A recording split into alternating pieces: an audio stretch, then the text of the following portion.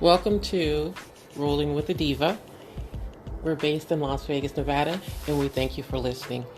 We'll be focusing on mental health relating to your mind, body, and spirit, and local, national, and state topics, and being mindful of your community.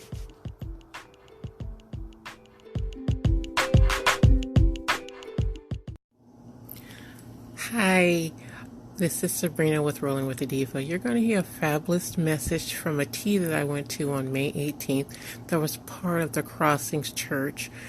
The message was recorded when I went to the tea. It was beautiful with scones and treats and a great message about being planted where you are, accepting who you are, and loving who you are.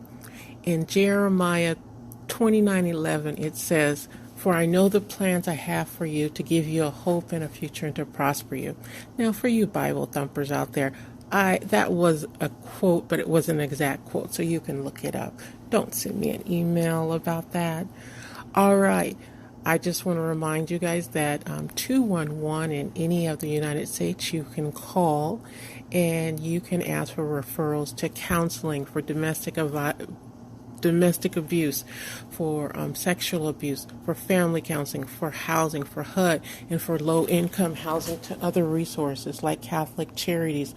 Also, if you are suicidal and you cannot make it till tomorrow, please go to the nearest emergency room or call 911. You're wanted and you're loved and you're more than enough.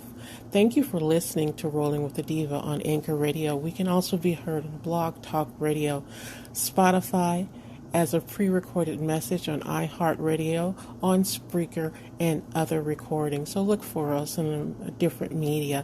You can follow me at DIVAY_2 at Instagram, or Sabrina Williams on Facebook. I am honored and blessed that you chose to listen to this recording, and I hope that your day may be filled with joy and happiness, and you are living your passion. About the vine and the branches and the fruit. So there's a vine, right? My tree in my backyard, my peach tree, it has a vine. And the life of that tree is flowing through that vine. And then there's a branch, and at the end of the branch, there's a fruit. The life of the vine is literally squeezed through the branch, and it's squeezed under pressure, and it produces fruit at the end. Guess what the branch has to do? Hold on to the vine. That's it. The branch doesn't have to muster anything up. The branch doesn't have to do all the things. The branch doesn't really have to do anything except hold on for dear life to the vine. So some of us who are attached to the vine, we're thinking like, I go to the church, I serve at all the things, I'm really kind, I talk nice to people. Here's the reality. Some of us aren't actually connected to the vine. We're doing all the right things, but we're not being the right thing. We're doing all the things that look so good. But the reality is, if I take a branch and I detach it from the tree and I put it on the ground, it will produce no fruit. It is still a branch. But those things are not flowing out of it. So all of a sudden, I'm a branch, and I'm thinking, okay, where's my peace? Where's my patience? Where's my goodness? Where's my kindness? It's not coming out of me. Are you attached to the vine? Because the Bible says that it's out of the life of the vine being pressed through the branch that out of it comes the fruit. We have to be attached to the vine. What in the world does that look like? If it's not going to church, a good thing, I recommend you do it. If it's not serving, good thing, recommend you do it. If it's not giving, good thing, recommend you do it. If it's not all these things that I'm supposed to be doing, then what am I supposed to be doing? Hanging on to the vine, what does that look like? It looks like having an ongoing conversation with Jesus all day long. I think sometimes we build up what this relationship with Jesus is supposed to look like. We build it into something. I just said to a counselor yesterday, I said, I I would spend so much time in my Bible if my kids weren't around and the birds were chirping and the sun was shining and I had a hot cup of coffee. Like, I would stay hours there. But the reality is that that does not match my life, and I'm still called to cling to the vine. So what am I going to do? I'm going to have this ongoing conversation and treat my relationship with Jesus just like I treat every other relationship. Because if I said to my husband, hey, you want to hang out on Sundays? I'm not going to see you Monday through Saturday, but I will be faithful every Sunday. My husband's going to be like, what kind of relationship is this? Same with God. We religiously, faithfully show up every single Sunday, but then Monday through Saturday, we're gone, right? It's the same kind of relationship. We got to keep the conversation going. And God has written this incredible love letter down in the Bible, just a love letter, him just pouring himself out to you. And my husband wrote me a love letter, and I'm like, it's so great, honey. I just keep it on my shelf. I've never actually read it. I just keep it there. I think, that's for my husband. I don't even know what it says, right? And so God's written us this love letter to open it up, to read through it, to find out who he is, to have this ongoing conversation with him. That's what it means to just abide, to be attached to the vine, to hang on for dear life and enjoy the ride. We don't have to do anything, just cling 100% to Jesus. When my husband and I first started dating, it was a new thing, right? My husband was super kind.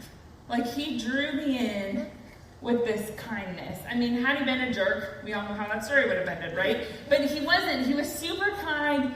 He pursued me. He opened doors for me. He paid for our dinner. He did all the things. He was super kind. But there was something different about his kindness than just that, because anybody can do that. It was a kindness that came straight from the vine. And this is what I mean by that. So I had a professor in college who said, Vanessa, love is sacrifice. You cannot have love if sacrifice is not involved. Possible. Kindness is service. That's what kindness is. You can be kind to somebody all day long and serve them well. But once you attach love to kindness, it is the sacrificial willingness to serve somebody. That changed everything. Because I then met this guy who had this sacrificial willingness to serve me. It was just very, very briefly into our dating life together it was so new that I called him instead of having this conversation face to face. It was so new. And things are going so well. And I called him and I said, Evan, today I had a doctor's appointment and they diagnosed me with cancer. And so I am giving you a get out of jail free card. I won't tell anybody anything bad about you. I won't nothing. But I think that I come with so much baggage right now that it's probably best for you to just go. And he said, actually, I'd like to bring you dinner. And I'm like, you're not supposed to say that, right? That's not what you're supposed to say. And he's like, I'd like to bring you dinner, and I'd like to walk with you through this hardest journey of your entire life. I'd like to be there for that. I'd like to be a part of it. That was the sacrificial willingness to serve. He had to give up some dream ideals of what the beginning of our relationship was going to look like. He had to give up some literal time things and emotional things. And he had to take that on himself and say, I'm going to sacrificially, willingly serve her. In Jeremiah 31:3, the same thing, this whole thing is really based off of here today. It says that God said he drew you with an everlasting love and an unfailing kindness. He drew you in with it.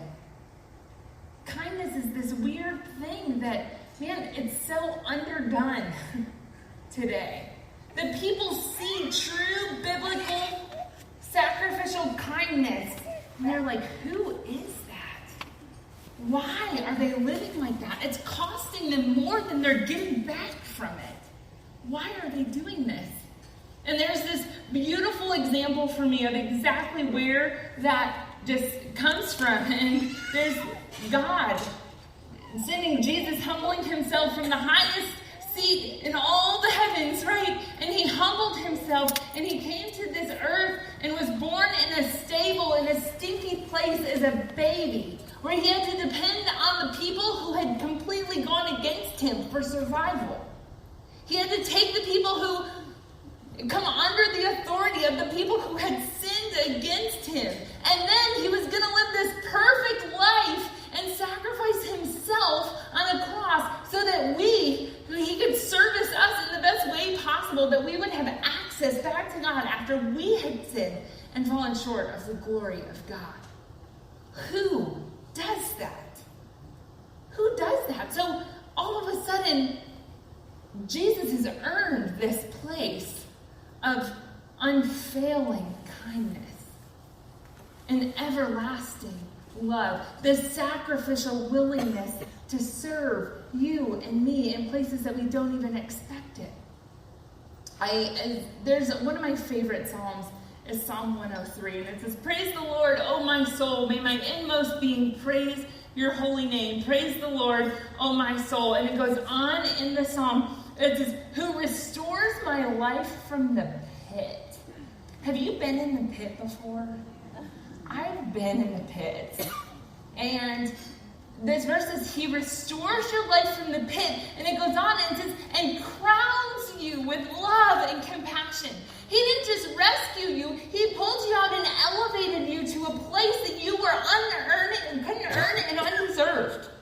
He just elevated you there because he loves you and wants to serve you sacrificially. Then it goes on even further. This is going to be one of your favorite Psalms too because it's so good. So it goes on even further and it says, forget not the benefits. Like, for real, go back and think in your life and remember those places where Jesus has just pulled you from the pit. Think about all those places where he has lifted you to a place that you did not even earn or deserve, but you're there. And in the moment, you might have not been able to see it, but it's this unfailing faithfulness and love of God that we can look back and recount the ways of how faithful God has been. Some of those places in my life was when I was a senior in high school, and like the most selfish time of my entire life. The whole world revolved around me, for sure. And I woke up one morning, and it was the faithfulness of God. In the middle of the night, around 3 o'clock in the morning, my mom woke up and woke up my dad, came and woke me up, and they said, "We're going to go stay the night at Grandma's house." And I'm like, yeah, go ahead. I'm going to go to sleep. It's 3 o'clock in the morning. And they were like, "No, like, I don't know. We just have this uneasiness. We need to go stay the night at Grandma's house." The next day, I got the call at school that my house had been completely burned to the ground. Only the faithfulness of God wakes someone up in the middle of the night and says, "Go, because something's going to happen. And I don't want you here for it because I have something else coming for you." But not only did he pull us from the pit, not only did he rescue us, but he crowned me in that moment because all of a sudden I had, in the most strangest time of my life, I started to value people so much over things. I mean, we lost everything. But I had gained everything. I had this understanding of people that was so much greater because I had lost something. I remember in that job that I mentioned, that corporate dream job that I was working in, I was so excited. It was like everything I had thought I'd do the rest of my life at 23 years old. And listen, I'm a fairy tale kind of girl. Okay, so they call me into the office. They say, "Vanessa, financially we need to shut down the entire arm of the company." 2 months earlier, I had been diagnosed with cancer. They're shutting down the entire arm of the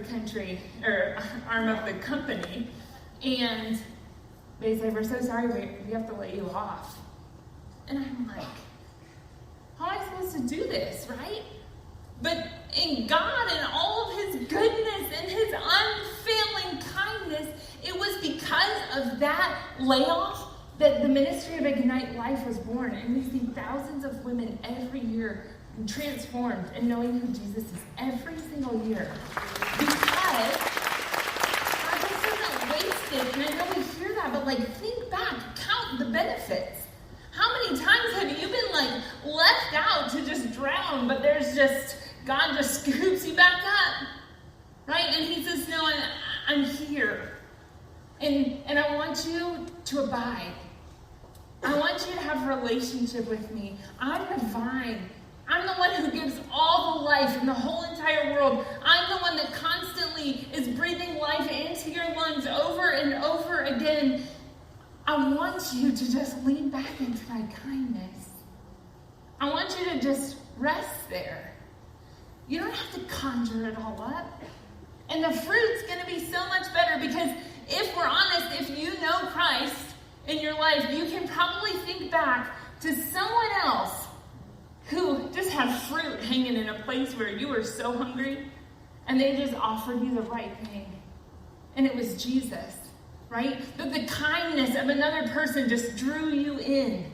That the love of another person, that the person that was going through something just awful and they had this crazy joy about them or peace that surpassed all understanding. And God uses the fruit that your life is producing to just draw other people closer to himself. I think about my babies.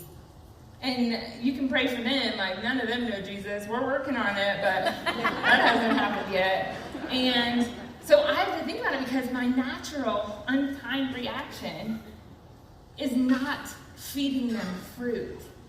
Right? If I want my children to know the love of God, my life has to be spilling it over for them to get a taste of who God is. The same with your neighbors, the same with your coworkers, the same, right? That's not pressure. That's the natural byproduct of what happens in your life when you are that connected to the vine. You don't have to work for that. That's not pressure. That's just something that you can keep your eye out for. Love Jesus more, and you're going to see more people love Jesus. It just happens that way. But I think sometimes we just get so wrapped up in what we have to do, what we have to do, what we have to do, that we forget that we can just be. So I'm going to give you an opportunity to just be. And I'm going to invite you to take a breath. For real. Take a breath. Fill that air. Fill your chest. Because when you focus on your breathing, you realize that you're breathing. That you're alive. You are wonderful. You are kind. You are funny. You are smart. A rose, a diamond, a pearl, the most stunning of all God's creation, not just a girl. But why? Because you are alive. And I don't just mean that in the sense that you have blood running through your veins or the fact that the words that I'm saying are making sense to your ears at the same time they're hitting your brain. No. I mean the same God who gave you ears to hear and breath to take is the same God who caused your sleeping soul to wake. You are alive. Child of God, you are alive today. So the next time you hear those voices in your head that are saying you're not alive but dead, they're from the enemy. And all you've got to do is say, stop, get up out of me. I've got no time for dead negativity. Amen. Amen. You say, I am a child of the living God. I am cherished and loved and adored by the one who is in all things, above all things, and I'm living for the glory of the one who is greater than all things. I am alive. Child of God, you are alive today. And everything good in you is Christ. So press in, abide, take hold of everything that is yours in Christ. Your body is a symphony for the one who wrote it through all eternity. Your heartbeat today, not because you told it to, but because God caused it to. So the next time that you look in the mirror and you feel less than blessed, and it's going to happen, take a breath. Feel that air fill your chest. Because when you focus on your breathing, you realize that you are breathing and you are alive. just lean back into the loving arms of Jesus and know that his kindness is what's going to flow through you and love the people around you.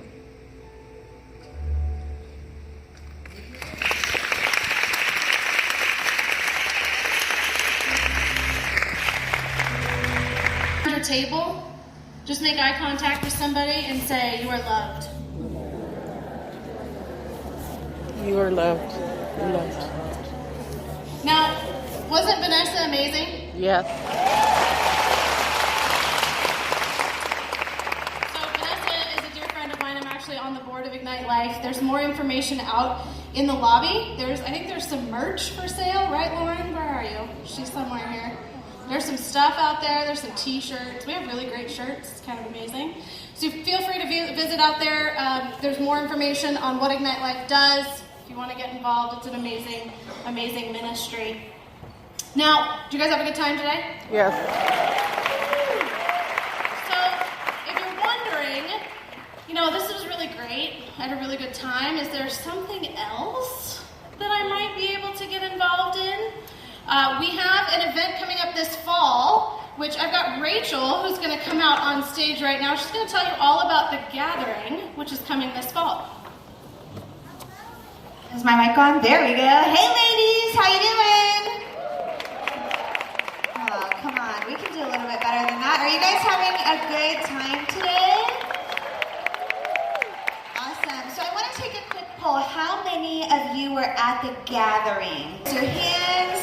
And it was awesome, right? Well, I'm excited to give you guys a little bit of a sneak peek on what the gathering is going to be about this year. So when our team, and specifically Tanya Coate, took this event to the Lord and we asked him, what are we supposed to be focusing on this year? What do you want us to dwell on? He was pretty evident that we needed to put a little twist on the gathering this year, a little holiday twist. Actually, that's right. So your table host is actually going to pass out some save the dates right now. And you guys will see our little Christmas spin that we even put on our cute little gathering wreath, right? And even the content that we're going to be talking about. So whether you're a mom boss at home or you are a girl boss in the corporate world, or you're just a typical woman who wears all the gift buying on your shoulders and the perfect Christmas decorations and the perfect Christmas dinner, we realized that a lot of time, us women, we can just let Christmas pass us by. And we forget to embrace the magic that the holiday season wants to bring us, but not this year. Because all of us women and our friends are going to come to the crossing and we're going to start preparing our hearts for the holiday season together like we never have before. We're not going to let Christmas get the best of us this year. Doesn't that sound so relaxing and fun? I'm also excited to tell you that we have Jody Hickerson coming to yes, I heard like a ooh back there.